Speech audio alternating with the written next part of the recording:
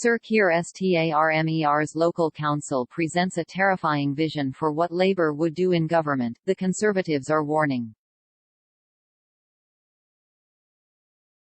Earlier this week, the Labour leader declared his pride at being a part of Camden Labour. He described the council as a brilliant example of what Labour achieves in power. But the Tories paint a damning picture of the area, warning of a nightmare for residents that should worry Britons across the country. With more reports of fly tipping than any other council in England, a sharp rise in council tax, poor vaccine take-up and the closure of 3 state schools in 3 years, the party says the council is an example of what could happen nationwide if Labour does well in May's local elections.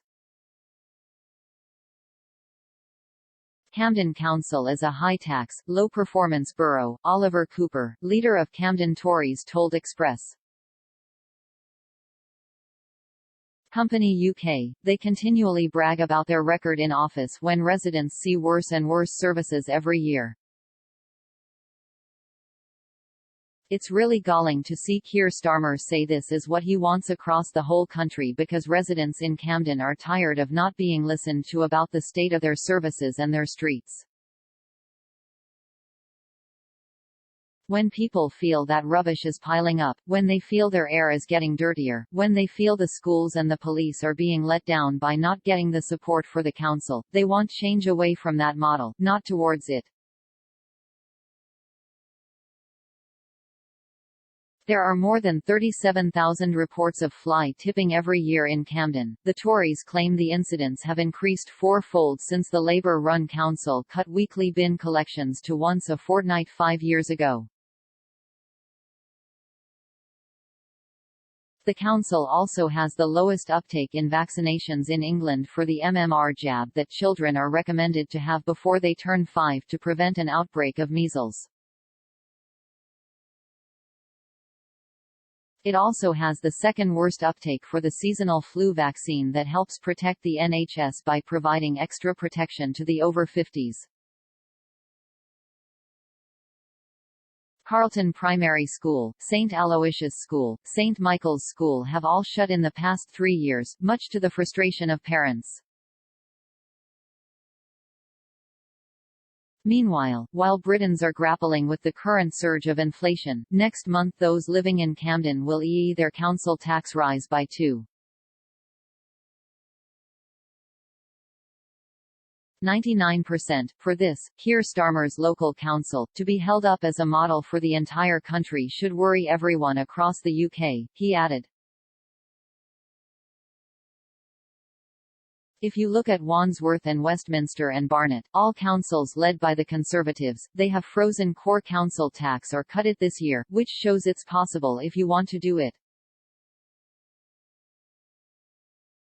A Labour Party spokeswoman accused the party of living in a fantasy world. She said, despite the Conservative government cutting 2/3 of our budget, Camden Labour has delivered more than 500 new council homes and invested more than £165 million into school buildings with every Camden State school good or outstanding. Labour is on the side of hardworking communities abandoned by this Conservative government. Camden Council rejected the claims made by the Tories. A spokesman said, "These statements are all either untrue or lack the basic context to fully understand the conditions and approach the council takes."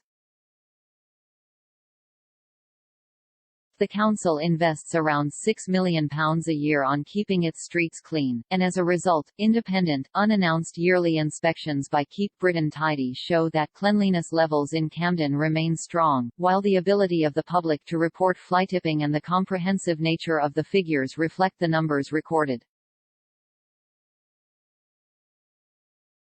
Last year, we cleared 99% of fly tips within the agreed timeframe, they added. In line with most other inner London boroughs, Camden Council increased its share of council tax by 1.99% and the adult social care precept by 1% to maintain the current level of services. It's not the case that Camden's Band D council tax increase is the highest in Inner London.